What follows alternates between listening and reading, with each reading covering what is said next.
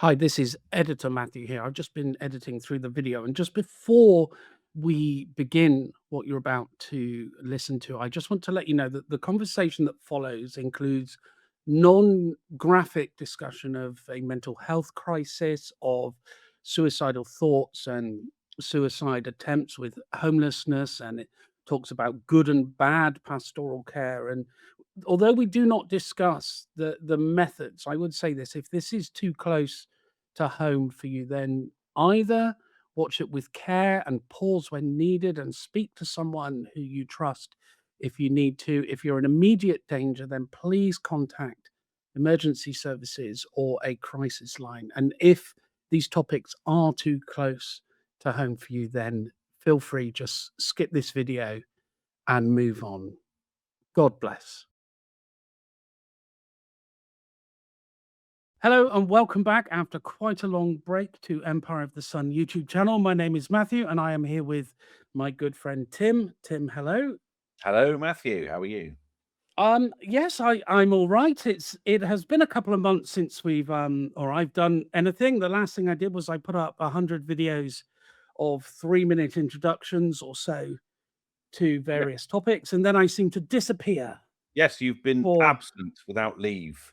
I didn't ask anyone's permission, and No. I just did it. And what we're gonna do today is we're gonna look at some of the reasons for that, and we're gonna also talk a bit about some difficult topics, I think. So if you are, of a more sensitive nature in things like mental health and burnout and depression and breakdowns or, that kind of thing, then maybe, we will try and deal with these things, as sort of carefully as we can, but at some point, we need to have some difficult conversations, and today is the start of that, and Yeah. then at the end of it, we hopefully will be ready to get back into making several videos a week back on religious history.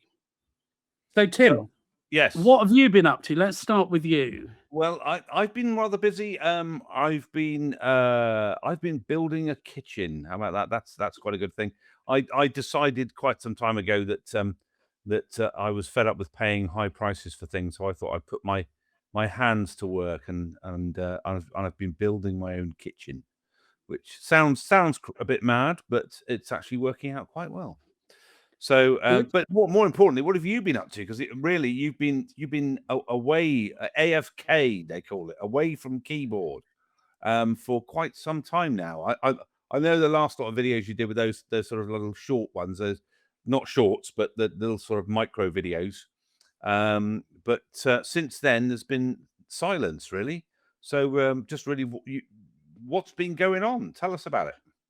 Well, I don't know if, I presume people can see behind me, but the, where I'm sat is very, very different to where I was before. So one of the main things that has happened is that I've moved, and I have moved somewhere incredible. And this isn't like a green screen. What you can see behind me of these 12th century church tower walls, that is actually where I now live. In fact, I believe I can show you a photo.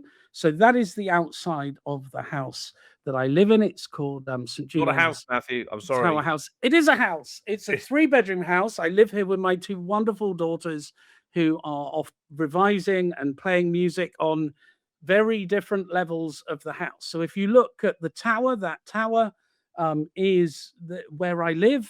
From the first sort of ledge you can see there above the door, that window is just to the right of me. And if you keep going up, you see a clock.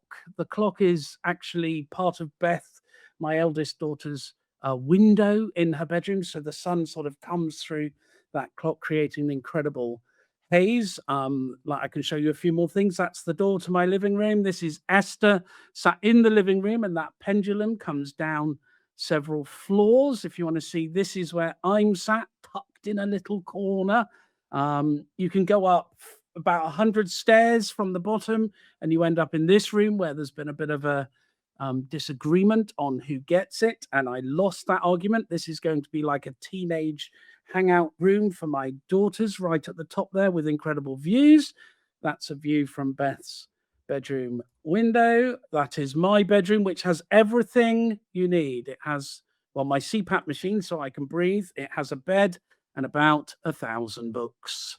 And there is a view from the top. So we are now in Shrewsbury. I live with my daughters now, which I wasn't before, because one thing I haven't been telling people is that actually, since sort of the back end of last year, I have been homeless, living in temporary accommodation in Shrewsbury. So nearly all the videos I've made have been in temporary accommodation, generally shared accommodation, although I have my own room. And so life has been very difficult and changed quite a bit. But I have done some fun things whilst I was homeless. I wrote a book called Under Pressure, which there's still talking about publishing that. And it's about English Christianity and its history, which is what a lot of those 100 videos that I made were me thinking through what should go in those books. So it talks about Reformation and revival and the idea of the Puritan conscience, ritualism. Joanna Southcott, who's one of the maddest people in English history and British Christian heavy metal. And it really is looking at what happens to the church when it's under pressure. What does it do? What has it tried to keep hold of, and what has it abandoned? And so as my life has been under pressure, I also have been looking at what the pressure reveals in the Mm. church, and the videos I've been writing, which I haven't stopped writing, which are coming up, things like how did the church deal with the rise of Darwinism, and those kind of things, and the age of the earth in the 19th century. So that's sort of the good bits, and being in this house is unbelievable. And if Not a anyone house. comes to Not a it house. is a house. It is called Tower House. It's a Well, house, but it it's a is over tower. 5 floors. It is a tower in a church. So It, there you go. It's a ridiculous place to live, but a wonderful place by the look of it. Um, yeah, and it's very it is a wonderful, wonderful provision. yes, definitely. Perhaps we'll talk about that a bit later. But before we do, I wonder if it's okay, and if you don't mind, perhaps we could just go back in time a bit, because obviously I've been, you know, fairly close to you over the last couple of years, in everything that's gone on. But I wonder if you wouldn't mind telling us a bit about the story behind everything, perhaps. Would that be okay? Yeah, sure. So Um, about 18 months ago, my life was pretty ordinary, family life. Everything seemed to be ticking over quite nicely. The girls were homeschooled. I was doing a PhD at Chester University, and things I found out in more recent times is that I was clearly suffering from burnout, at that about 18 months ago, where your sort of system just goes into sort of this crisis point where you go to bed tired, you wake up tired, everything you try and do is utterly exhausting. And the truth is, the I've been in I have a professional Christian counselor, and we've been exploring how I was feeling over the last few years, and that probably has been, just suffering from burnout. I've got a pile of medical conditions that make breathing and exercise and moving and quite difficult, and so everything takes more effort anyway, and then just suffering from just being burnt out. And When do you think that burnout began, and did you notice it beginning, or is it something that sort of crept up on you? No, it probably began a long time ago. So 10 years ago, I was diagnosed with quite a serious lung condition, and all I've done is seem to develop new medical conditions Mm. since then. And I had a normal job. I was production manager for a car park, an engineering firm that made car park payment machines. And one day I couldn't breathe, so I lost that job. That puts pressure on the family. So, the I then stopped bringing in the primary wage and become more the child carer because the children were quite young. They were both under 10, they're sort of 8 and 6 around that time. So that big role change and that um, whole sort of thing probably was the start of it. And unfortunately, with burnout, unless someone really points it out to you, it's really hard to notice it in yourself because when you're tired or exhausted, you don't think clearly. When everything takes more effort or you're full of despair and panic, and then you just go, well, I'm so tired, I won't go out. So you isolate yourself, and then that brings on that another sense of mental health struggle of maybe depression or loneliness, and the that all feeds into this inability to function. So I really see it very much as a spiral, and it's actually strikes me that it's quite similar to um, the way Christianity has declined in this country. There are people that argue that it's happened in like huge steps. So the rise of the welfare state means the church loses authority in the early 20th century. The rise of feminism in the 60s means that the complementarian style of church becomes less trendy, and that puts the pressure on the church, and the church changes or it declines all of a sudden. And then there's people that say, well, it's declined slowly over time. And rather than having these catastrophic events, it actually just is this slow decline. And suddenly you wake up and no one in this country goes to church. But what I would say with mental health, and really I can only speak for myself, is that burnout is that slow decline. And then at times things have happened in my life that bring trauma that then I my counselor believes I had something like a breakdown about 18 months ago.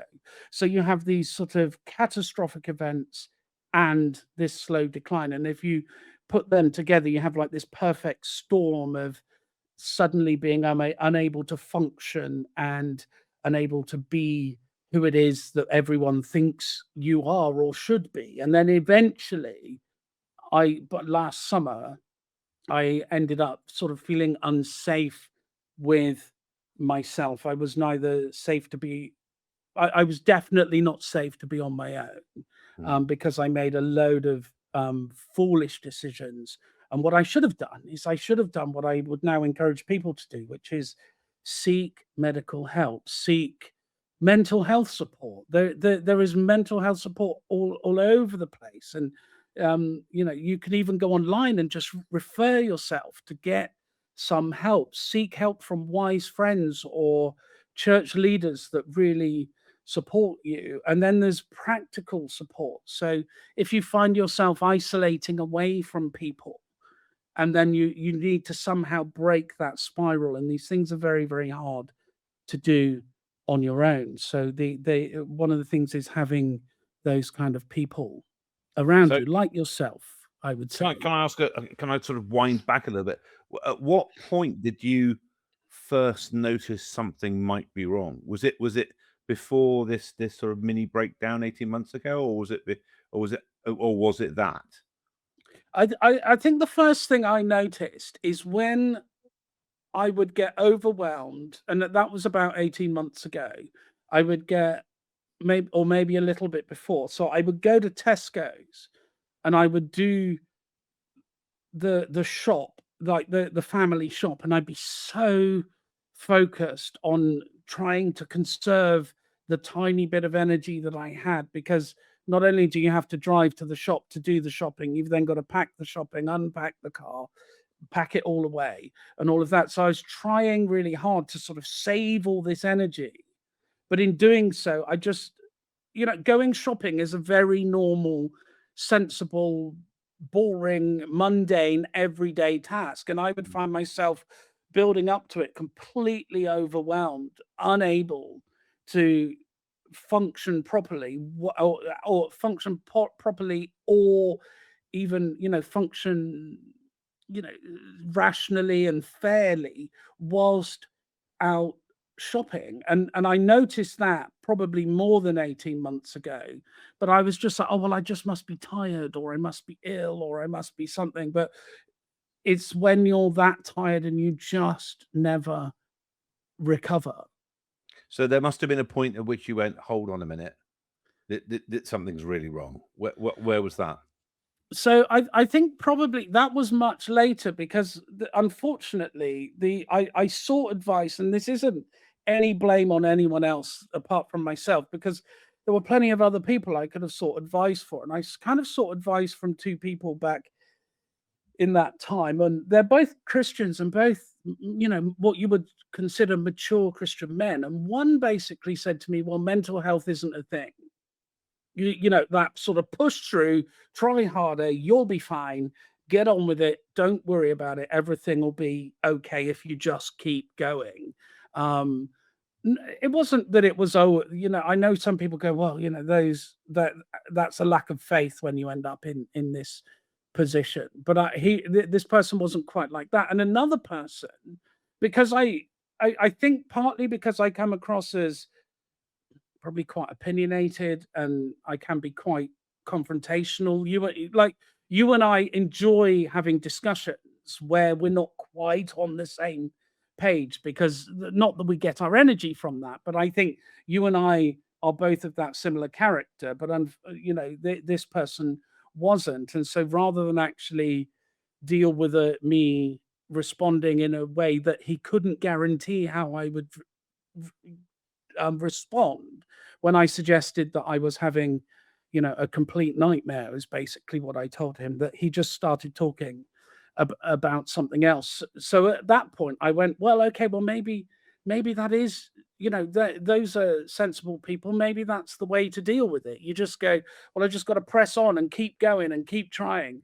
But the problem with burnout is that unless you actually stop, and it really is only in recent months that um, my counselor and I have been talking about burnout and how long it might have been, and what the consequences of that are, and the consequences of that are that um I've changed churches. I didn't live with the girls for a very long time, but now I'm really grateful that um they are living here.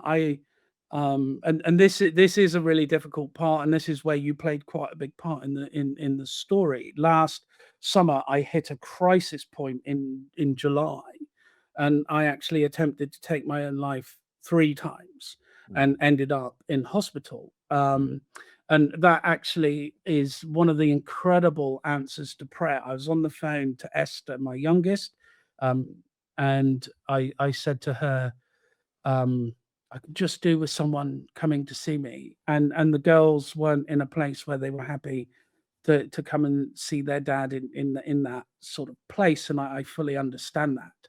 But as to when, I'm gonna pray that someone comes to visit.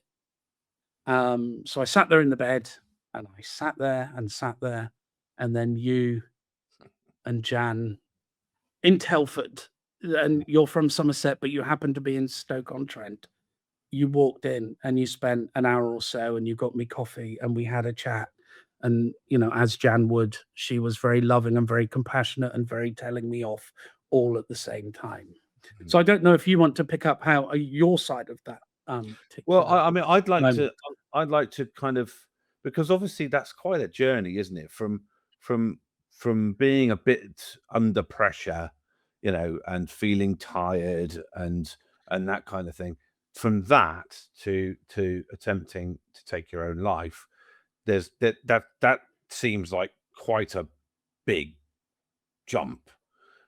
There must have been steps in between that you perhaps want to. I mean, I don't mind if you don't want to talk about it, but there are probably things in between there that were steps along the way, um, that that led up to that. I mean, that were there any points that you could have recognized what was coming and put the brakes on, or turned around or changed the situation?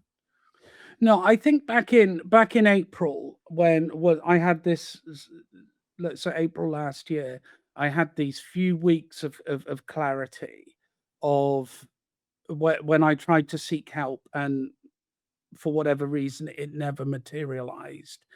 Maybe I sought help in the wrong place. And actually, that is, part of being a grown up is knowing where is actually knowing where to get help. But it was described by one of my consultants as a perfect storm. So lots of things in my life collapsed. I'd ended up on my own, away from the family. I was about to become completely homeless. I didn't have my stuff. I didn't, so when I showed you the picture of my books in my room, I haven't had those really for 12 months, and everything fell apart. I was away from the girls, and I got diagnosed with arthritis and started this new medication, and they basically said, um, it was all at the time that I wasn't thinking straight. And I remember having a phone call with the nurse, and she must have said, if you start developing mental health, sort of unusual responses, that you need to stop taking them and contact us immediately, which I then didn't. So it was like my personal life had completely disintegrated. My family life had completely vanished, and I'd started this new medication. I'd lost the church support that I was going to, and then suddenly nothing. I spent all this time on my own, and that sort of the combination of the burnout and the breakdown made me go, I don't know what the point is. And Mm. actually, I sit here now, and it really, I mean, it really, really upsets me what I did, because Esther and I were talking about something the other day, and this is one of the videos I'm not going to let them watch. I've told them not to watch it, and Esther doesn't want to watch it, but Esther can't even think about that time last summer, Mm. about how I was, because I'm her dad, and um she just turned 16, and she's now just turned 17, but some of the responses to it, I want to encourage people really to have like more compassion, because I was this broken man who was trying to carry on, and I was a husband and a father and a Christian, and um the fact is, what I was doing was sinful, but the pastor of the church was just like, well, that's sin. He's sinning by doing that. Mm. And so it becomes accusational, and you just like, I can't, that's perhaps something that someone needs to be told at a later point, as it were. But actually, so in that sense, I'm not really denying the moral seriousness. I'm just saying that suffering people need they need compassion, and they need a place of safety, and they need this sort of pastoral wisdom and medical care, and just not to be judged at that very moment, because nothing helps. And that pastor of the church literally won't speak to me, and we were all there as a family, and I'm very grateful that the girls actually go to the wonderful church that we go to in Shrewsbury. We go to a Church of England, an Anglican church, which I can just assure everyone is not like most Anglican churches in this country. It is a Bible believing, Christ exalting church, and yeah, I don't know if that answers your question, but it certainly rambles on a bit. Sorry about that. Yes. So, during that time, obviously there's a deterioration occurring with your mental health, but also it sounds to me like with your decision making, and your ability to see things clearly, yeah, and objectively. Um, I mean, I was there during that time, as you've mentioned, and I was on the receiving end of various texts and messages Mhm. and phone calls from you, which, as a somebody who cares about you, um, can be quite traumatic to Mm. receive those messages, and to know how to respond correctly. Um, in hindsight, what's your feeling about how? I mean, look, it's difficult enough for people to recognize problems, mental health issues, and those kind of issues with other people, especially if they're very good at hiding things, which most sort of confident Mm. and gregarious people and chatty people are very good at hiding those kind of things. Um, but if you start to suspect it with somebody, and if you start to see the evidence of it, um, it's quite, I suppose it's quite hard to know what the right response is. Or maybe there isn't a right response. Maybe there's just maybe there are wrong responses, and those are things we should avoid. But Mm. so of all the, let me just sort of throw it more open to you. Of all the people that you interacted with during that time, not asking you to point the finger at individuals, but just who did you, in terms of the way they responded, what were the good responses and what were the not so good responses? Is that a good question? Yeah, that is a good question, and it's a really difficult question because I am not one who has um I'm not one for shallow, frivolous, temporary friendships. I basically have really good friends and people I know. And so I would say this, the first there are several things, because one thing is, a person noticing it.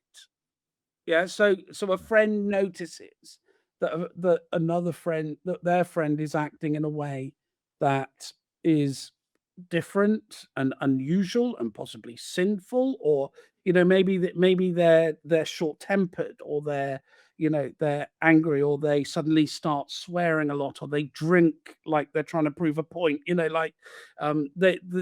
like a behavior change, and you can notice it. And at that point, I think a close friend or a family member or someone can perhaps needs it would be good to speak to that person in the right way at the right time. So it would be a case of pick your time.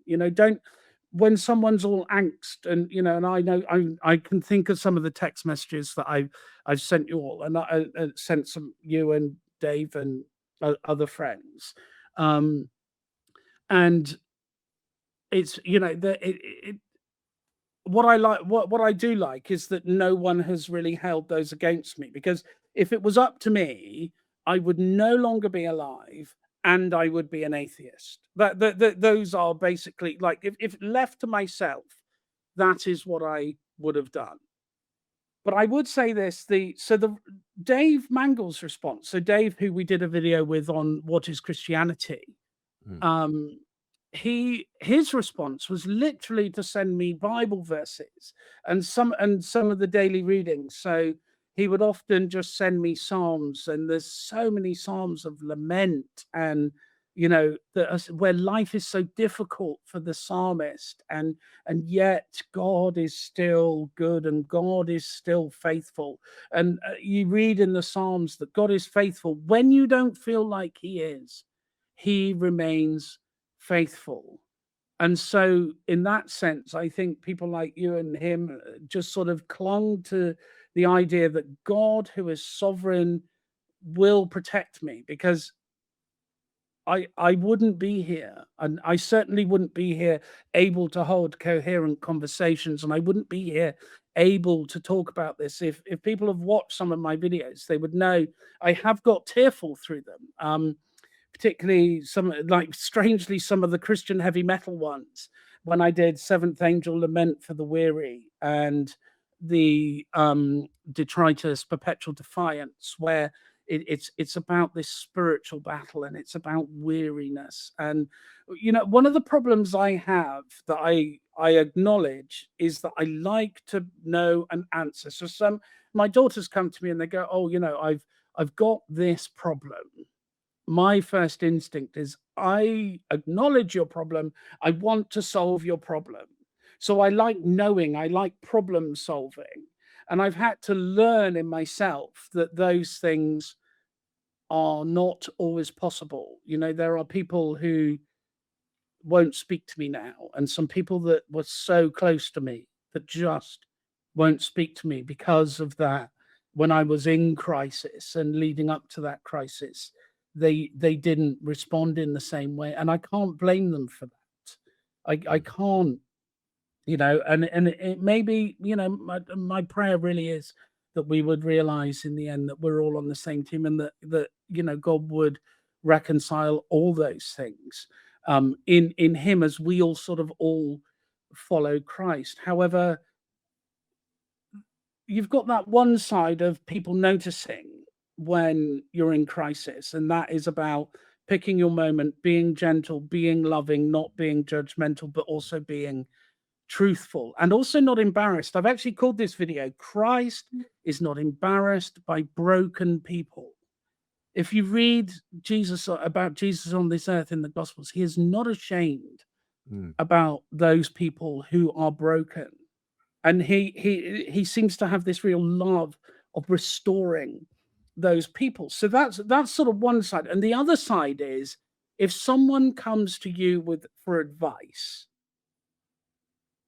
I would really encourage everyone, just take it seriously and listen. There's my counselor is really interesting. I talk, and then there's always a gap whilst he's thinking before he responds. And I think in the end, there's not enough thinking, there's not enough silence that goes on in those moments. So my friend that said to me, well, basically mental health isn't a thing,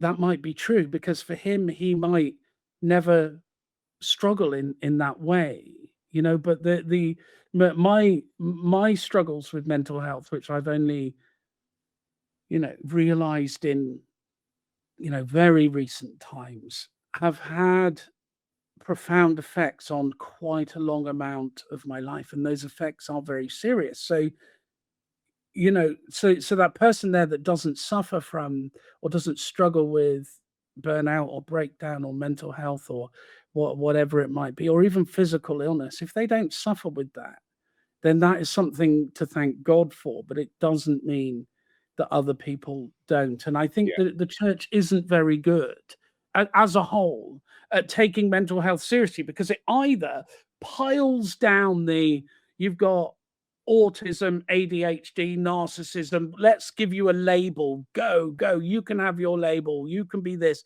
you can be that. And it goes down the full psychology route. And it doesn't allow for the fact that God can do great things with broken people. Or you have that other group, which tends to be on the more conservative side, that either go, it's a sin problem, or it's not a thing. And Mm. so there needs to be a middle ground where we take it seriously and we look at people with, that have those kind of struggles, and they're going to have struggles that we don't have. In my videos, I've often talked about that there are acceptable ways to struggle and sin in today's society.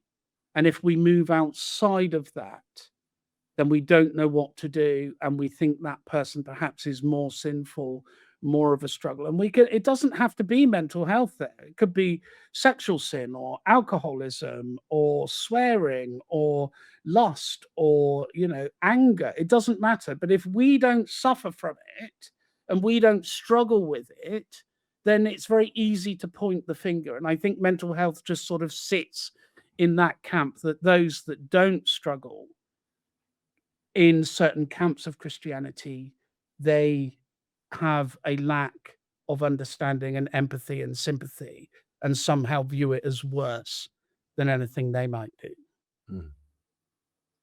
Mm. Well, I'd like to get on to talk about the homelessness side of things, but before we do, I just want to ask you how you mentioned your attempts to take your own life, and thankfully all unsuccessful, and you are here still today. But obviously, for those people that care about you and love you, your family, your children, your friends, what was the response from people to that? Did you find that it drove that some people were came closer to you? Did other people get forced away? What was the result of those actions on your relationships with people? It was actually a two polar opposite reactions. There's a group of people that I got much closer to, and then a group of people that went, see, he's everything that we said, and he's doing this to seek attention, and he's doing this to, oh, this is what we've always said. And I would say, unfortunately, in June or in July last year, it looked like that. And actually, two of my close friends for a period of weeks when, "Oh, it is that." When I was going through that crisis, they went, basically, "This is not a person out of control," which is really what I was, but this is a person trying to wrestle back control of And you things. and using these very harmful attempts on your own life to what, coerce people or something? Was that what you're saying? Yeah, that basically it was to try and get people to do what I wanted them to do. But in fact, it would like what was mad about the mental struggle is, and what's really interesting, I think, about when you really want to do yourself harm and you really don't care about yourself, it doesn't have to go as far as ending up in hospital, but I would have days where I'd be fine. So I remember, so I was under the crisis team, um, where they basically come and see you every morning, and you ring them up, and there's always someone there all the time to help you and things. And I utilized them a lot, and they were incredible, and they were really good at um, looking at my whole sort of personality and trying to help sort of more long term, which is, obviously that's the key thing, really. Um, but I remember them saying to me on a Saturday morning, "If you don't try and harm yourself in the next 24 hours, we believe you'll have turned the corner." And I absolutely powered through Saturday. I powered through it. I walked to the shop, I bought pot noodles, I went to the pub and I had a couple of pints of beer, and I sat myself in the room and I watched cricket. England were playing a test match, and I watched it, and I sat there, and it got to the evening, and I thought, okay, I'm now gonna. Then I watched a film, and I really was like, I then fell asleep and was like delighted, and I got up in the morning, and I was pretty good. I had coffee, and then just for a brief few seconds, the thoughts, the intrusive thoughts started coming back into my mind, and that very short period of time, within minutes, I was on my way back down that spiral that I couldn't get myself out of. Mm. So, I had long, lucid moments of clarity, and I'd see Beth and Esther, and I'd been fairly, as I always had been, to them. And How did they cope with what was going on, if you don't mind me asking? no, you can ask that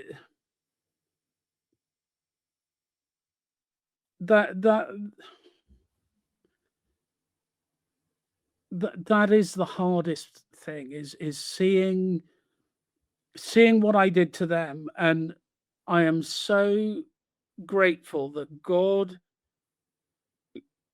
himself seems to have sustained them, and to the point where when I got a place, they, having not lived with them for nearly a year, that they've now moved in, and we talk about it and we cry together. And I still, I know that God has forgiven me all those things, but I still see the consequences of those things, and they still really, they're really painful to hear Esther say. I can't even think of that period. It was, just after her GCSE exams and just before her GCSE results. I mean, that real dark period was only a matter of a few weeks, but I think it will have consequences on all of the Fisher family, including, you know, the broader family, like including my mum and things like that. And you know, my friend Chris in China, he's still like everyone's affected by it, you know, and in that sense, it's something I have to acknowledge that I did it. I did this to the people I care about and love the most. Mm. Well, obviously I was around for all of it at the time, and I remember the final attempt. And obviously we won't go into details for lots of reasons, but I remember thinking at the time, and I still do think that you know, for anybody who thinks perhaps this is some kind of, or was some kind of attempt to what they call a cry for help or whatever. I from what you've told me and what I know about the final attempt, it was there was no doubt that this Yeah. would have been fatal, and only for the sake of a miracle, in my opinion, Mm. a genuine intervention by God. Um, but for what reason? Just from His grace Mm. uh, and His mercy towards you, that He stepped in and has obviously other purposes for you in your life. But I tell you what, let's move on from that period. But I do want to know what was the turning point for you from what was the point at which you turned around and started heading back towards something that looked like it might be normality? What was the point at which you went, enough's enough? Mm. I'm going the other way now. And how did that come about? So by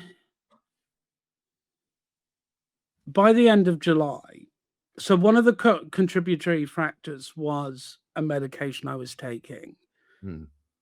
and I'd stopped taking it, and I got basically the research seems to show that um, the more severe the reaction, the longer it takes to get over it. And actually, the papers that I've read imply it's about a 9 month um, sort of thing to actually get it, and like, you know, to completely kick that out your system, as it were. But the actual effects of that spiral thinking, the bit that the drugs were, the bit that the tablets were contributing to, was out of my system within about 10 days. And so I basically shut myself away for 10 days and felt these tiny incremental improvements. And as I did, I then became increasingly aware of conversations I'd had during that time. I read messages that I'd sent and received during that time. And then I saw what one of the things, what one of the human things that got me out of it, because I absolutely agree with you. It was an absolute miracle what happened, and Mm. why I'm still here. But one of the human things is that I suddenly began to come out of my inward thinking and the, "Oh, woe is me, my life has fallen apart, and everyone that was really close to me thinks I'm horrible."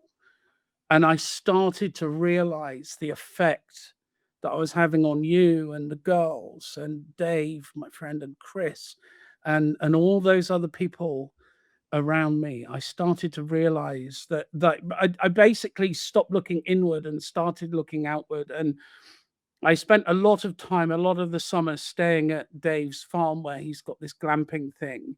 And I must have been a nightmare guest. I must have been. I'm sure. Of course, I was. That actually, you know, I didn't do any.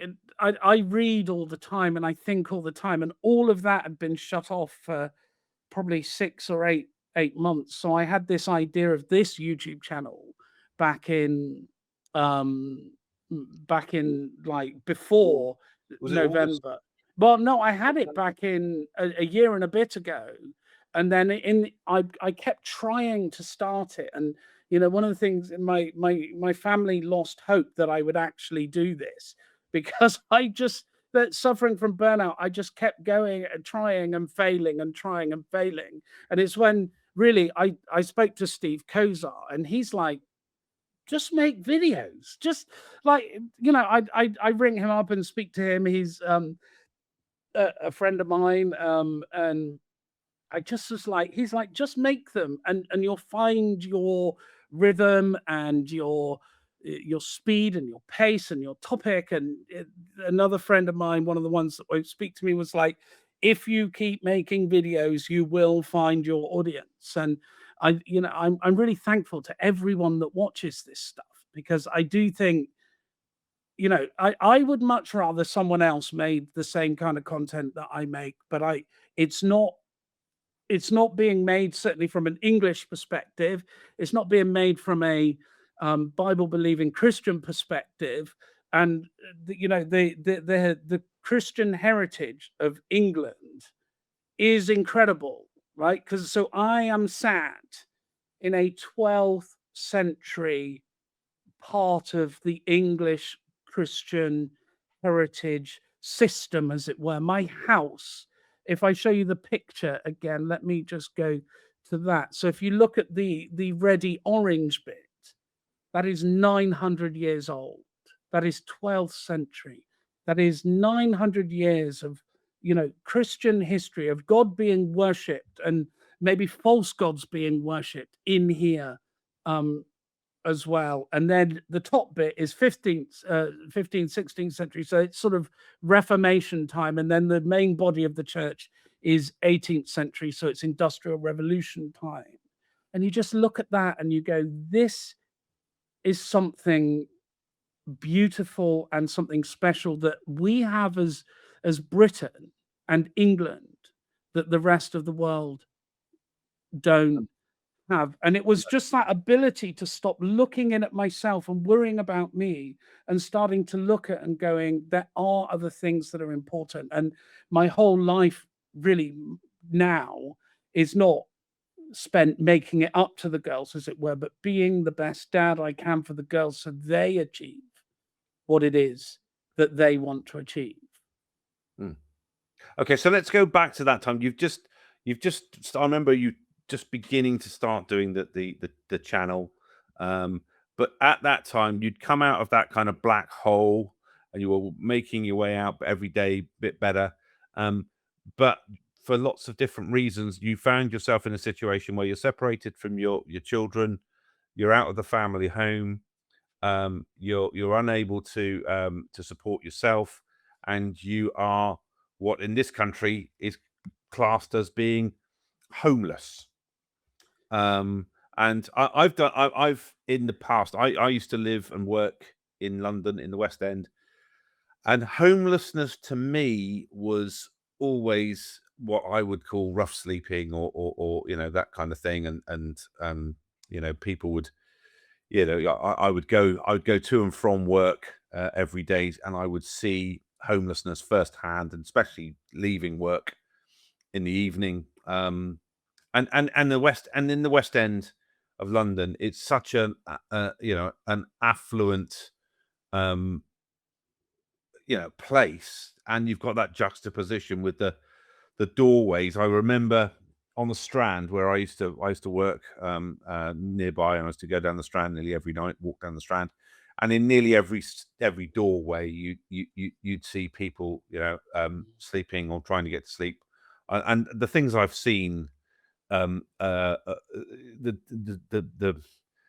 the depths of depravity that you end up in because of that homelessness, because of that that situation, it just make me just horrible. It's just horrible. And I mean, and I remember seeing one day, I do remember seeing, I think it was an airline, I won't say which one. They had a big office on the Strand. It was all glass fronted, and where the window sort of came in and recessed and gave a little bit of shelter, they'd embedded in the pavement metal spikes, Mhm. so that nobody could sleep in those recesses. and you think to yourself that it's at some point in some meeting somewhere, in some executive meeting, decisions had been made and discussed about preventing people from sleeping in their doorways overnight when they're not in the offices, and making deliberate decisions to make these people's lives even harder than it already is. And I remember that it's probably not very appropriate for a Christian, but there's an old Pet Shop Boys song I remember from years ago that talks about the juxtaposition between that West End culture and the homelessness, which is one of the lyrics said, while you pretend not to notice all the years we've been here, we're the bums you step over as you leave the theatre. And I've actually seen exactly that. I saw Andrew Lloyd Webber once leaving it with all the flashing lights and the paparazzi and everything, and illuminated by the lights of the cameras was a figure in a doorway just right next to him. So staggering, image in my mind. So I've always been close to, and I've done a lot of work with, not a lot, but I've done a bit of work with homeless people in the local community here. But that's always been my impression of what homelessness is, that kind of rough sleeping. Now, what I didn't realize, which is what you're going to tell me about, is this concept of homelessness, and it's huge compared to that rough sleeping version. It's enormous. So please tell me, where did you find yourself, and tell me a bit more about what you learned about that whole homelessness culture as a result of your experience. So at the back end of last year, I ended up with nowhere to stay or sleep. So what you do in England is you ring your local council, and my local council was Shropshire. I've lived in Telford for a few years or 4 years, and then Shropshire for a couple of years. And you declare yourself homeless. I remember. I think I was visiting you quite a lot, and I think we made videos just before I moved up here. I think the evangelicalism videos, Right. the Bebington videos are all made just before I became officially homeless. So you ring Shropshire Council, you declare yourself homeless. I didn't know what I was doing. I spoke to this lady called Harriet. And then for about 8 weeks, they go, "Oh, you'll have all this support and all this thing, and you get all this pile of paper." But no one really came to visit me, and I was just dumped in a property on my own. I was basically left to it, not knowing what I was doing. And the system in England really seems to be geared up to not be very helpful to people, because it always seems to expect homeless people to act like these calm and professional administrators, when actually being homeless, particularly actually for me, for the first and only time, it feels like your life is collapsing around you. You live in a property and no one's allowed to come in it. When I got moved, when I was moved in December, I was basically in like a gated community. It was in old student accommodation, and I had my own room, and I had my own bathroom, and I had a shared kitchen. But you had to sort of buzz in and out, and no one could come and see you. And in Shrewsbury, where I was, it's quite near the Weatherspoons. There's two Weatherspoons pubs, but it's quite near both of those. And so I spent a lot of time with the girls um, in there. So homelessness in England really isn't dominated, as it were, by the people on the street. So in the estimates really is that there's about just under 5,000 on the streets, but there's nearly 400,000 homeless people, and they get put in hostels and B&Bs and other forms of temporary accommodation. So you've got, out of about those 400,000 people, about 5,000 are sleeping rough in any one night um, in England, which is still, that's a lot of people. And I tend to think, these are people who the church should be loving, and they are often chaotic. and they're very, very difficult in the it's very they're for a lot of people they're very difficult to love, I suppose. But Yeah, I one of mean, the a lot of a lot of the homeless people I've come across, especially the rough sleepers, have come from very difficult situations. Actually, quite similar to yours. There's a lot of broken families, a lot of mental health issues, a lot of self-harm, a lot of alcoholism, a lot of drug addiction, a lot of very poor decision making, and not a lot of yeah, and no one to support them from falling through those cracks. So no. that you can't really expect people who've gone through one or a mixture of those things to be checking their email every half an hour and all that kind of thing. No, I mean it's really the system is in England is now a nationalized system, so it's all about national guidance that is then interpreted by the local council. But you would regularly, or I would regularly get emails at midday going, unless you reply by 4 p.m., we will basically abandon your homeless case and you'll lose and you'll be out and there's nothing we can do and we'll no longer help you. And yet they refuse, or maybe for staffing issues, are unable to respond. There's a huge lack of response. I'm no longer homeless. I've been thrown off the system because I'm here, and I'm bizarrely, I'm not. This is I don't. This is owned by a lovely gentleman from our church. So I'm basically more like his guest in this house than I am his tenant. And that therefore means that the Shropshire Council go, you have abandoned your homeless application and therefore you're thrown out. And I was only thrown out, I think, officially yesterday, because you've got to wait for this system to work through. But I emailed some of them beginning of last month, end of April. I'm still waiting for replies. And then you think you get emails at 12 o'clock going, unless you reply by 4 o'clock, you're out of the system. And everybody that has the power to make any decisions for you has never met you. Now, I met some wonderful people, and they are tended to be called housing support officers, but they're not the ones that actually decide anything. They're the ones that basically you get dumped on, and they're the ones that come and see you and are in and around you. But there's also this housing options team. So you've got housing officers, and they make all the decisions, and they just email you and go, "You've got to move tomorrow.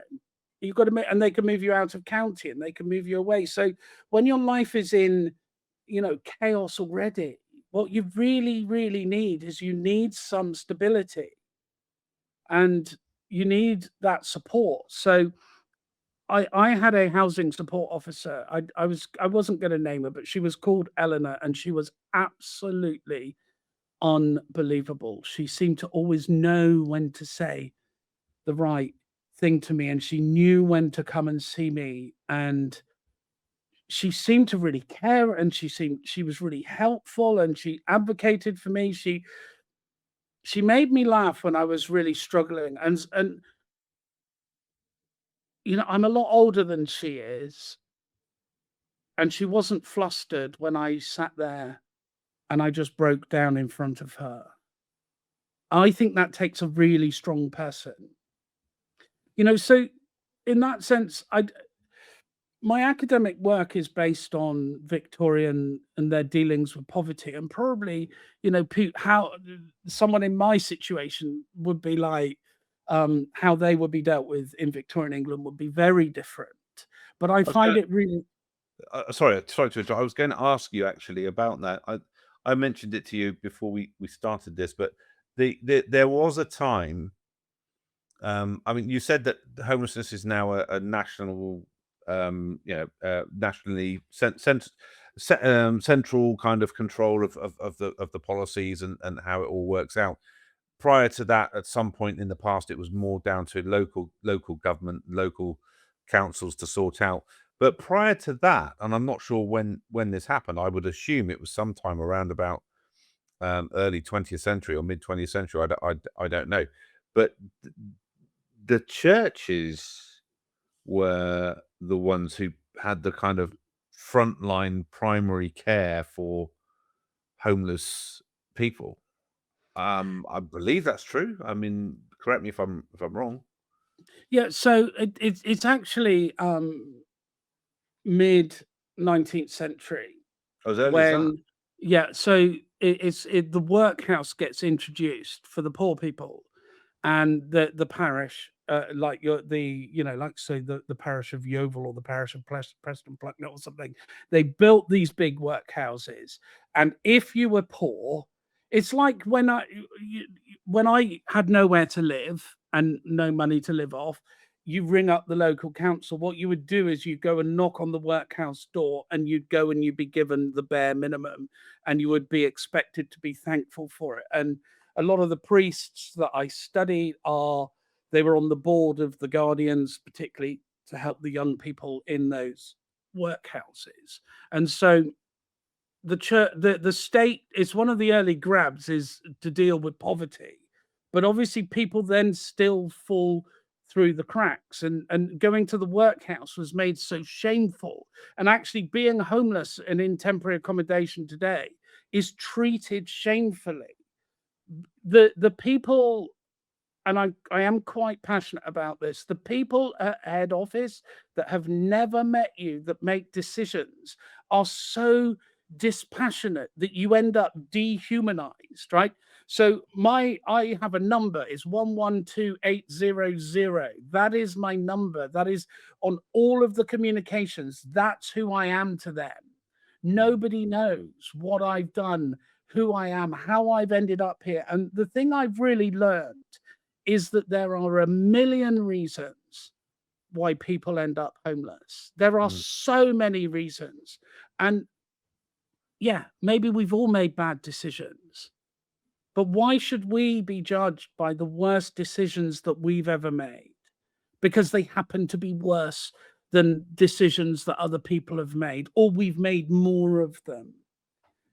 My actual desire to move back up here was because I wasn't seeing the kids and they were desperate to see me.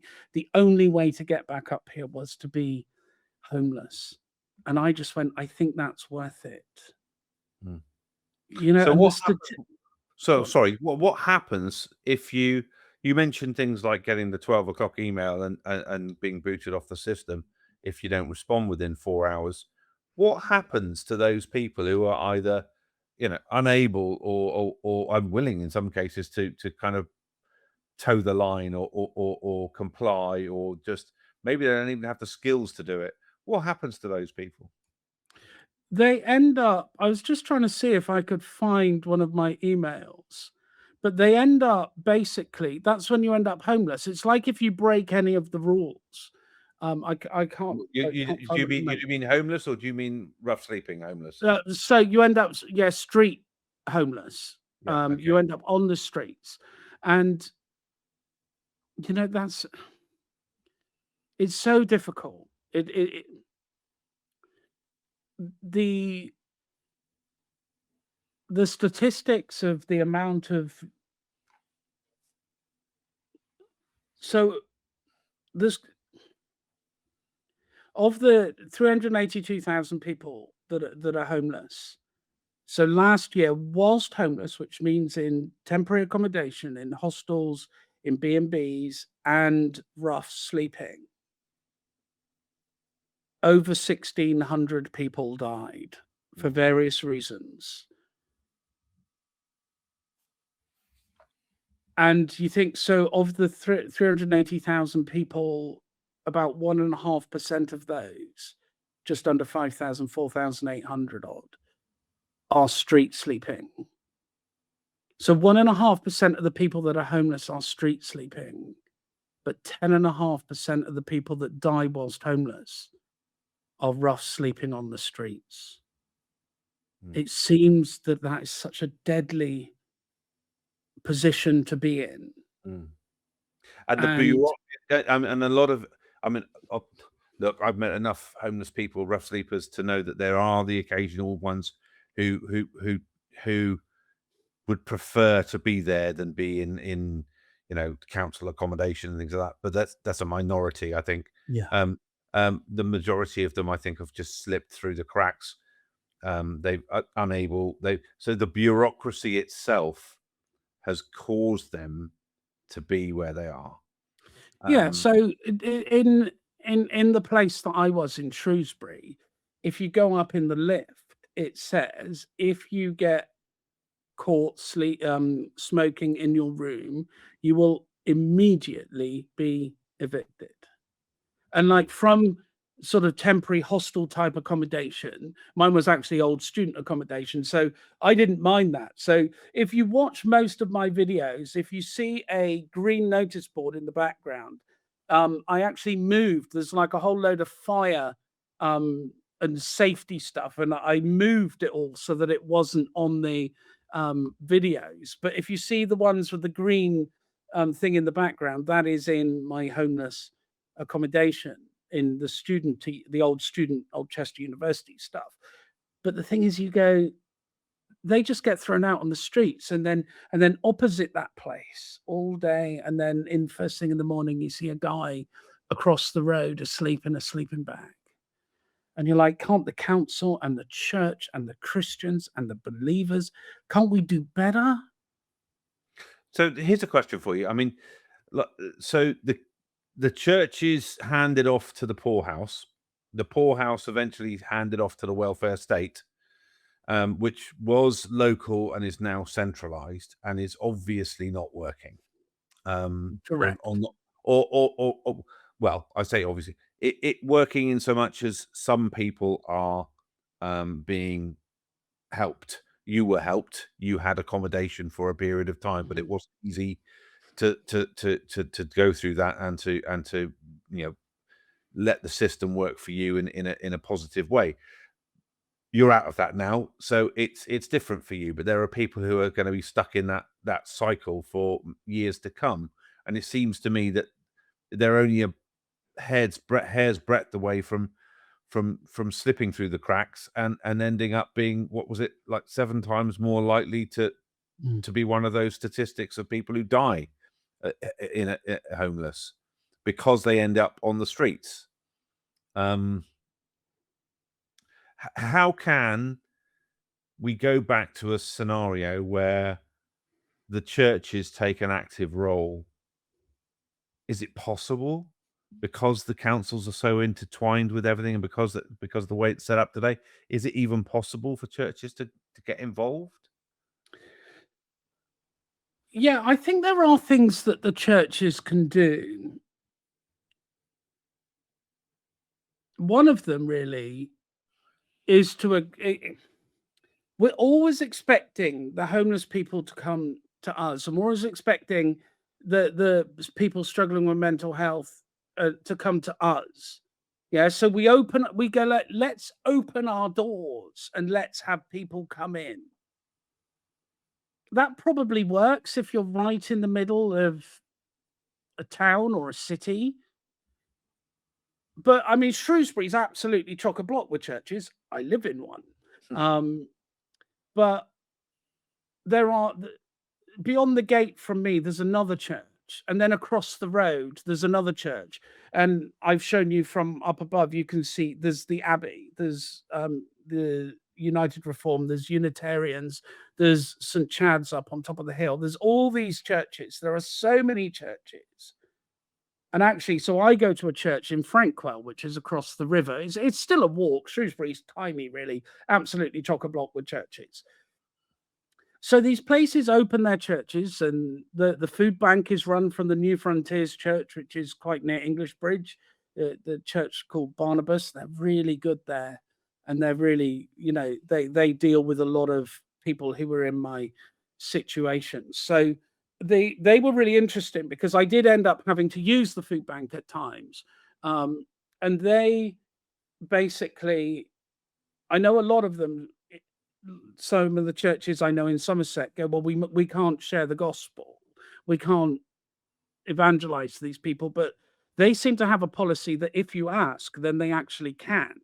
And we got pointed towards a lady who actually went to the church, and she lovingly and enthusiastically, um, My personal point of view is I think most of the censorship that's done over the spreading of the gospel to by food banks and those kind of things, it's actually self censorship by the churches yeah, yeah, themselves. Very I sadly. think so. Mm. I absolutely agree. I don't, you know, when you're offering a service that the council is struggling to provide, I think you can have a bit of a say in it. So one of the things I really would say is, I think we need to go out to the people. I don't understand why there's not a pastoral team that goes and visits the place. There were 60 people living where I lived. Mm. Why can't they go half a day, just go and spend sat there? You know, drugs and alcohol advocacy places, they come. So where's the church?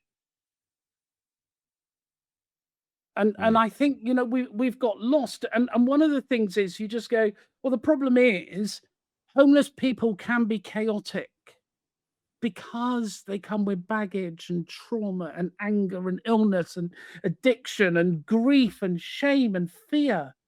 Yeah. And they can be difficult. Their behaviors can be difficult, but they are real people. Mm. And I don't want to overstate it, because middle class and upper class and, people who are stable need Christ as well. But it's that they need Christ as well, and they are forgotten. There is a forgotten congregation of 5,000 rough sleepers in England and 380 something thousand homeless people. And I tell you, it is, well, it is, I've got great friends, including you, but it is a lonely business that when you scan in to the property and you shut the gate and it's just you until the morning, unless you see your housing support officer. And you and I have basically and have had phone calls in the evening, like video calls that are basically like they go on for the whole evening, like I was round your house or something. And but most people don't have that. And I'm just like, I think there's things we can do. The church should be helping, because the homeless people are a forgotten congregation. They would be of considerable they are a considerable number of people who acknowledge that they are broken. I've had so many conversations with people, and they're just like us. They're sinners and they're broken. And Christ is not embarrassed by broken people. We can be, middle class people can be, Oh yes. but Yes. Christ isn't. And I think that's really it. The paperwork is complex, right? So I have a distinction in a Master of Research degree that I've gained in the last few years. So my abilities are in research, and I got found to be intentionally homeless, which was incorrect, and that was in January. And then I appealed that, and I won the appeal in April. But it was complicated. It took me over over a 40-hour week to create the documents, to find the evidence, to show that they were incorrect. Right now, I had all my paperwork systematically organized. I had 5 friends I could call on to get references, because one of the things they hadn't taken into account was my mental health. So they said, "Well, you were acting rationally all the time," and I think your good self, if people saw your letter, they would be like, "No, Matthew was not rational. He was a bit, you know, irrational, I suppose, is the word." But I understand how to read and create big projects, right? Whilst I was homeless, I wrote a book that's 55,000 words long, and I wrote all of it whilst I was homeless. And I'm trying to decide how much to edit it. Now I'm not homeless, because there's something about that sort of raw state that it's in that I really um I think says something about when I wrote it. You know, so I know how to do these things, but I have my whole computer, and I have my camera and my setup and my lights and everything with me. And you imagine trying to do that on your phone. Mm. But that's what they expect, and you just go, well, where's the support? Because there is a bit of support. The housing support officers are brilliant, but they don't really not know the system, but they don't understand. They have a different job than to understand the criteria by which the housing officers and the housing options team Mm. are working with. And there's part of me that goes, I'd quite like to be part of something that helps people with this complex paperwork. I would say Shelter are brilliant, but Shelter are not the church, right? Mm. I wonder how many people watching this, if you're watching in England, have actually spoken to someone in temporary accommodation or homeless, or who looks chaotic or sounds, or or anything.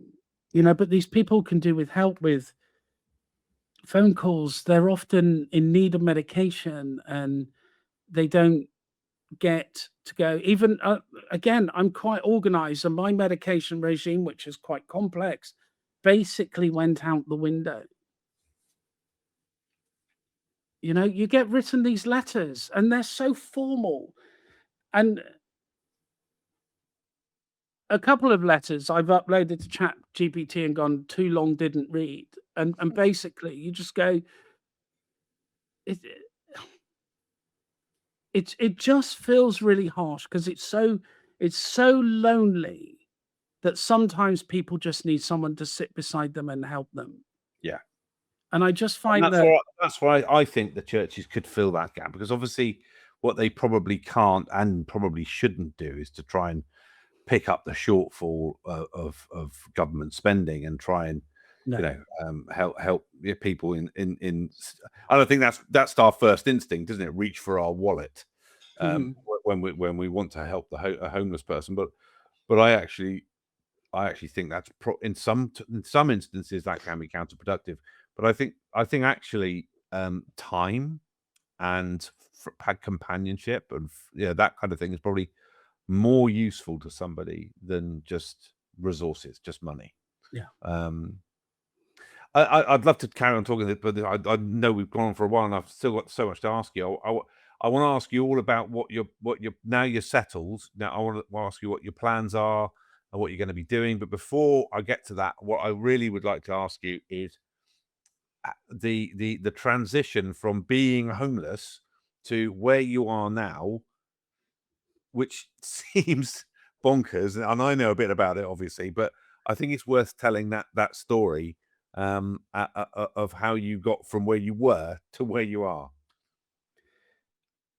Yeah. I mean, again, it is miraculous.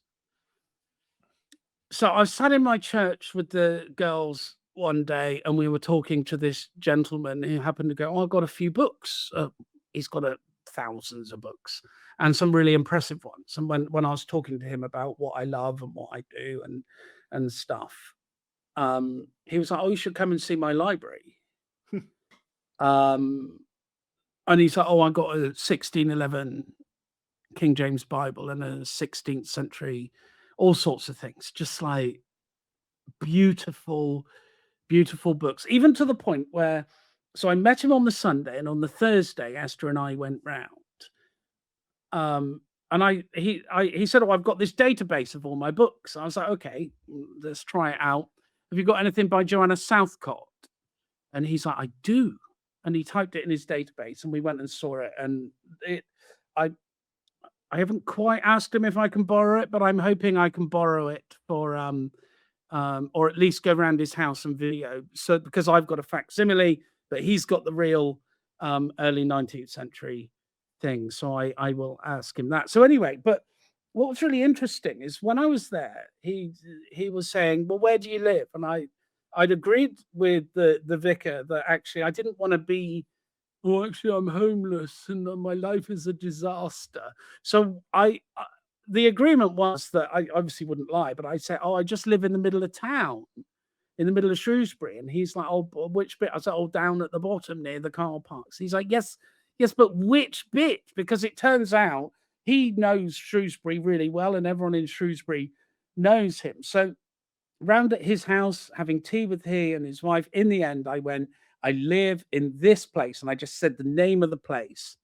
And his eyes looked sort of panicked as he went, "Oh, no, I know what that is." And at that point, he was like, okay, not very happy about it.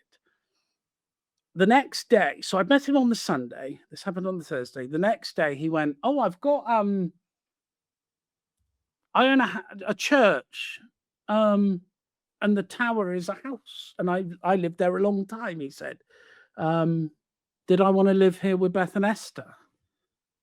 I was like, well, that would be yes. That should have been the answer, but you and I talked about it for, I reckon, for several weeks, and we were like, "This looks too good to be true. It must be a temptation, Well, not." no, it wasn't quite that, was it? It was there were other you'd Ah, finally made it, hadn't you? You'd I finally had made made it to it. the top of the housing list. Yes, which meant that you were imminently going to be given a place to live, a permanent place to live. Yeah, And then suddenly at that point, right at that point where you were waiting for that permanent place that was going to be imminently offered to you, this place came, the what's it called, the St Julian's, yeah, St came Julian's along. powerhouse. Yeah, Yeah. and this has enough room for all three of us to live. It actually has enough room for your whole family to live as well, but it has enough room for me and the girls. It's basically got this room behind me, which is like a living room and dining room, and my keyboard, as you can see. And then you go up, and there's a kitchen and Esther's room, and then a sort of library which we're using as storage. You go up again to my bedroom, which I am happy to show you again, which looks like that. And then to the left of all of that is the clock mechanism. And then you go up one set of steps and you get to Esther's bedroom, or you go up the other set of steps and get to this. So it is basically a 3-bedroom, 2 or 3 reception room house. Um, Way bigger than more provision than we could ever have hoped, and way cooler to make religious history videos. So this And gentleman yet, I hardly. and yet, and And yet, yes, and yet we spent ages going, "This seems too good to be true," because what we really want to do is live in this tiny, cramped flat with just me and Beth, because Beth had been on my housing list um, since I moved here. But what was really interesting about this gentleman and his wife, they were like, "We don't want you living there." They had this, not just, "Oh, we will pray for you," but "We have this ability to help you, and so we will offer to help you." And I now sit in this place, and it is steeped in Christian history. And it's my home with my beautiful daughters. It's a 5-minute, not even that, walk to the girls' college. Mm. It's one of the early Saxon foundations of Shrewsbury as a town. Um, Here I am in the 12th century part, 15th century part up there. Where better to make religious history videos? And like, I don't want to over spiritualize this, but it is quite hard not to, because this church here, let's give you the picture again, is actually dedicated to 2 saints. So this lower bit, this 12th century bit, is Saint Juliana, who is sort of synonymous with suffering and endurance and faith under pressure. And then the newer part, when it gets dedicated to St. Julian, who's associated with hospitality and shelter and lodging and welcoming in the traveler. So, what could be more fitting of an example of the beautiful, extravagant provision of God that covers, like through believers, that covers this suffering and endurance and pressure, but hospitality and shelter and lodging. I just think there is sort of this sort of beautiful symmetry and in the way that my life over the last few years has gone and where we've ended up. And again, I wouldn't want to over spiritualize it, but it is just it's mind blowing. Um, I'm the only thing that I'm a little worried about is my electricity bill in the winter when we're trying not to freeze to death. But Put on a jumper. There we put go. on 30 jumpers seems to Exactly. be Yeah. the answer. But it just a house. I'm pretty struggle with my mobility a bit. I live in a house with over 100 stairs in it, and so far seems to be going all right. That's the main reason the top room is being given to the girls, and that my room is in the lowest. My bedroom is the lowest bedroom, really the proper bedroom, and um, my computer is in the lowest part of the house. So speaking of your computer, so now you're there, now you're settled in the last sort of few minutes as we round up. What are you planning on doing in your church tower, not house? Okay. Before we get there, I really want to just say that what I want people to hear from what we've been talking about today, because we have touched on some serious topics. First of all, I don't want people to worry about me. I'm actually doing all right. I've had the help of some brilliant friends, a brilliant vicar, some really good counseling, and my life is very much not where it was a year, 2, 3 years ago. But Yeah. if anyone is watching this, because I do know that churches are nightmares for putting pressure onto these busy people who are already helping, already burning out, already doing full-time jobs, is what I want people to do really is to not ignore burnout and despair and realize that mental health collapse is absolutely real and God is able to work with people in that. But I'd also say this that I don't want I've spent too long going to people who really wanted to wash their hands of me. And I should have realized a long time before that I had to stop doing that. Hmm. You know, Did that include church leadership? yeah, it did. My pastor at the time. So my pastor at the time basically went, he's a terrible person and never and wouldn't speak to me. Um, and I don't want to be too accusational, but I will also say my girls were never pastored by him. They were never helped in this situation. They only believed one narrative, and that was that I was not a very nice person, that I wasn't even a believer, that I would never repented of things, and that God could but would not change me. Those are things that a pastor has told my children, and so I am so thankful that they have left that church. So I would say this, that people should get real help, right? You go to a doctor, get crisis support if you need to. Go to a counselor, find a pastor that actually gives a monkeys about you Mm. as a human being. Not just, oh, you're one of these more difficult people and you do the way you do things wrong, we never struggle with, so we don't know how to deal with you. Speak to wise friends and advocates and family and people that love you. And then Christians who are in that other position is that sometimes they need to learn to be tender rather than correct, right? Why don't we be compassionate and tender with broken people and trust God more to correct them? Trust God more to change them. And in the same way that Christ is not embarrassed by broken people, the church should not be embarrassed by those same people who are broken, Mm. because Christ isn't. I never stopped being Christ. I never stopped belonging to him, and he was never embarrassed, but the church was embarrassed, Do and you think that's Christians were do you think embarrassed. do you think that that's a sort of result of the majority of churches in Britain being a fairly middle class affair these days? Yeah, Um, I think you can probably hear that come through when I talk about Keswick in the middle class moralism, about how it can promote that.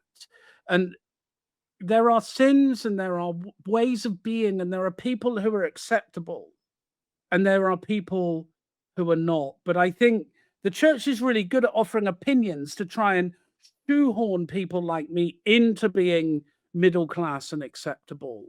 But actually, I can assure you that I can reach people that those people can't reach. And now, through my experience of the last year, I know I understand and have more of a compassion on people who are in that real despair situation. I never thought, if I go back to my early 40s and mid 40s, I never thought I would ever struggle with the things that I've struggled with in these last few years. mm. And people were very keen to offer opinions, but very few people were just willing to listen or to care. So the church, the sort of predominantly middle class church, when it comes to dealing with homelessness, I just from the outside looking in, really, we set up food banks that don't spread the gospel normally. We do a soup kitchen once a year, or if you're lucky, we'll do a Christmas Day meal or something like that. But I think what's lacking, what I'm seeing is lacking, and correct me if I'm wrong, or expand on it if you like, is that direct involvement with individuals in these crisis situations. Yeah, because they're real people, and they're real people. You often end up homeless because you don't have anyone. So why can't we be that someone? Your church is in a village. It's less likely if you opened your church cafe as a homeless drop-in. That's a complicated issue because people have to get there, Hmm. right? But what about the middle of Yeovil? What about the middle of Taunton? Well, we have people. We have. I'd say that there's a subset of people who actually, I'd say that the bulk of the congregation still struggle to interact with them. We're trying to build the bridges between the two groups, but there is a group of people, a very small group of people that we've begun to disciple who are from um, that group. That kind of, they are the people who are one step away from where you were. They've come out of drugs and alcoholism and all that kind of stuff. So they are people who are only a step away from that Mm. place. Um, and but there's a gulf. There's a real gulf between the general congregation of our church and that group of people. And I don't know what prevents people from crossing over that gulf, but there's definitely a gap there. Definitely. Yeah, I think it's probably often that sort of chaotic, unreliable nature of people who are in more of a vulnerable situation. So the there's a lot of people that try and do stuff for the homeless people in Shrewsbury, and the housing support officer, quite often they'd arrange a meeting and then they wouldn't go to it. And I remember talking to a gentleman from our church that said, "Oh yeah, we would feed a homeless person," and suddenly he disappears, and then he's not there anymore. But that's the kind of normal chaos. It's all everything in their lives is so temporary. Mm. Yeah, you can be told today, well, you could be told at midday that you've got to pack up and move tomorrow morning. Yeah. I've got a car, so I'm very fortunate, but you've also got to pack up your own things and get yourself there. Mm. One of the places they tried to send me from Shrewsbury was down to Kidderminster. That's ridiculous. I've especially never. if you You, don't the have only this. the only thing I know about Kidderminster is I've watched football there a couple of times. I've got no relations there, no friends there. The girls aren't there. How are they? Like nothing is thought out. Where's the sort of encouragement of the family? Why couldn't my girls come and visit? It makes me pretty. It makes me pretty mad. But also the church itself needs to sort of wake up and realize that I've said in videos quite a lot that the world will know that we are God's people because of the love we have for one another. And those one another's includes, people that struggle with addiction, people that love Christ but struggle with all kinds of sin, whether it be, it doesn't matter what it is, from lying to anger to to promiscuity to drunkenness. Like these are broken people that need to be loved and encouraged and helped, not judged and endlessly corrected. What is the point of making someone like the middle class version of whoever it is in your church and whatever church it is, and then going, once you're like us, then we'll have you over for dinner? One of the great beauties of Christianity is that we should be sharing meals with people of all stripes of life. And I come from I haven't got a chip on my shoulder, but I genuinely come from a single parent, council estate under Margaret Thatcher, single mum, upbringing. And then I moved in very middle class circles. Mm. And I got myself morphed more and more into them, but God, as it were, is undoing some of that because I found myself very judgmental of people who didn't quite see the world the way that I did.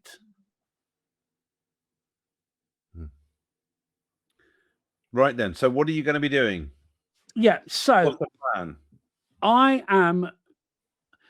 I will not do another video this week because this is long enough for everyone, right? But starting early next week, the aim is to start making videos again and back to several videos a week. Although I don't have as much time as I did because of all the time I need to spend with the girls. Because but I still care about telling the stories of faith that I've told, and also of failure and suffering and belief and revival and ultimately hope. So the next videos I plan to continue the Southcott series. And where we've reached in the evangelical series is how did evangelicals, particularly within Anglicanism, deal with Genesis in the 19th century, as in the early 1800s, the age of the earth starts becoming a thing. And then in the 1858 or whenever it is, you have the impact of Darwin. Now, Darwin is born in the town where I am. So there might be something about that. Through the summer, I intend on writing a novel based on Joanna Southcott, which I've begun and we've mapped out, based in South Somerset and London. Basically, there's quite a lot of rumors about Joanna Southcott that I, as a serious historian, couldn't in all good conscience bring to YouTube. But I think that will be quite an important writing project because what I hope is that people I'll put quite a lot of rumors in there that people might then hopefully in the future go off and find some of that information. Now, my 18-year-old daughter is the biggest book person I've ever known. She's so smart, and we're going to write it together. And hopefully, with that, we can repair that sort of some of the damage that's been done over the last year. And that being said, I'm actually going to enjoy being a dad. That's sort of most importantly, really, because I want to be the best dad I can for Beth and Esther, and I'm afraid that is more important than YouTube and books and writing or excuse me, or any other project, because one thing this year has taught me is that I am thankful for every moment I get to spend with them. I want to love them as well as I can, Mm. um, and make sure that they always feel that they are wanted, um, and loved. And so I don't really want to waste any time with them. And with that, the three of us, we want to enjoy where we live. And I think you can agree that the hard as it was, and hard as the consequences of everything that's happened over the last 12 months, it's easy to see now in hindsight, isn't it? The hand of God working and the grace of God working in your life. Sorry. Yeah, no, absolutely. I think I think I said earlier, I would be, if it was left to me and my own devices, I would be in a very different position Yeah, indeed. than I am now. Mm. So I think it's probably worth leaving it there. Yeah. I must go and take an inhaler or something.